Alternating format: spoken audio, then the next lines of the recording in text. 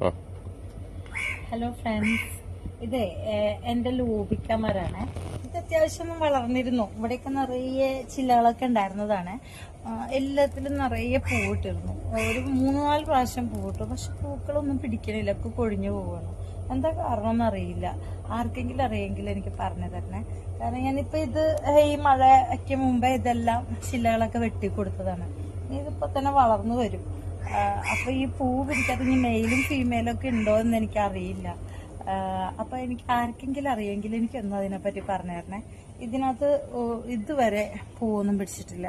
പക്ഷെ ഇതിനകത്ത് കായകളൊക്കെ ഉണ്ടായിട്ടുണ്ട്. ഇത് ചിക്കുവാണ്, ബനാന ചിക്കു. ഇതിനകത്ത് കായൊക്കെ പിടിച്ചിട്ടുണ്ട്. അപ്പോൾ ഈ ബാക്കി എൻ്റെ അടുത്തൊരു 45ഓളം മരങ്ങളുണ്ട്. ഇതിലൊക്കെ കായ പിടിക്കുന്നുണ്ട്. ഞാൻ 1-2 മാത്രം കായ പിടിക്കുന്നില്ല. പിന്നെ ഉണ്ടല്ലോ